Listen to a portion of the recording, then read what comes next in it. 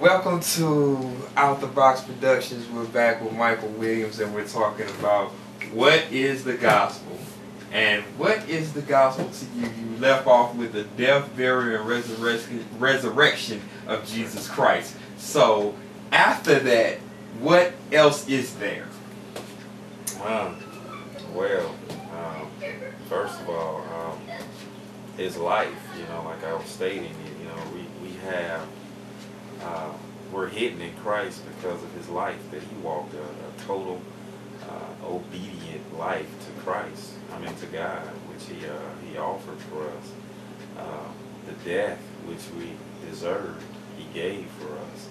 And being that wrath absorber, he taking God's wrath upon himself and freed us from that wrath because we're hidden in him.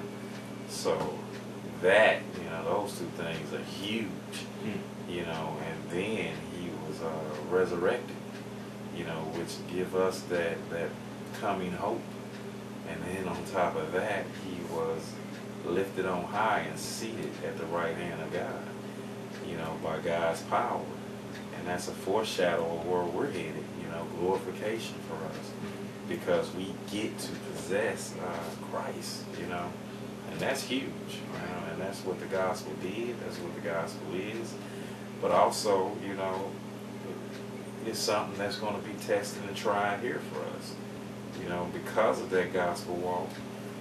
We're not free to walk any old type of way.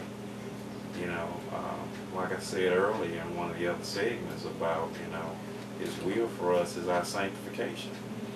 One of my verses that, really expresses that gospel and the process of that gospel is Romans 8:30, where we're predestined, already hidden away before time, and then called, and then justified, and then glorified, So that's the gospel. That's the process of that gospel that God has done in himself.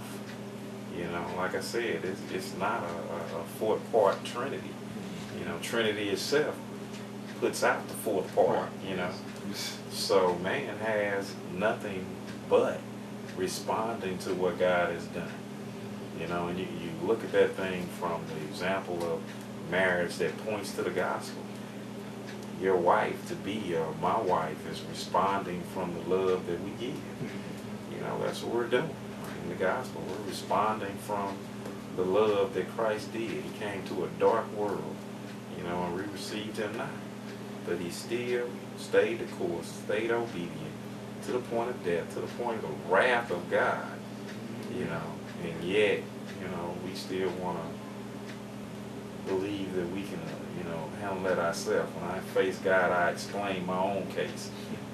Job couldn't explain his case, and he was a righteous man, so you're not going to be able to. So we need the gospel, and the gospel is not just that point of getting us saved. The gospel is something that helps us through every part of our life, all the way to glorification, and even inside that, it's going to be the gospel. Right. Because that's what it's about. We're not going to understand it.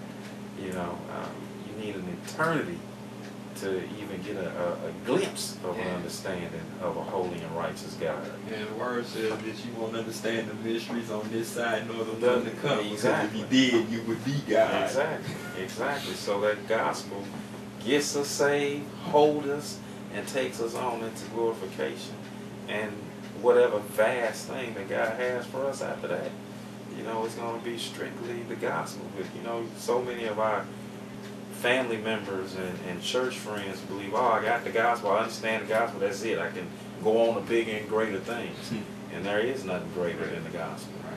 I was in two parts. I was in a conversation with a friend of ours, mutual friend, the States.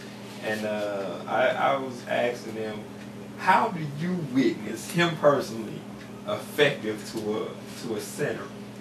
And basically, he was telling me that what he does is tell them about the goodness of God and the grace and mercies of God.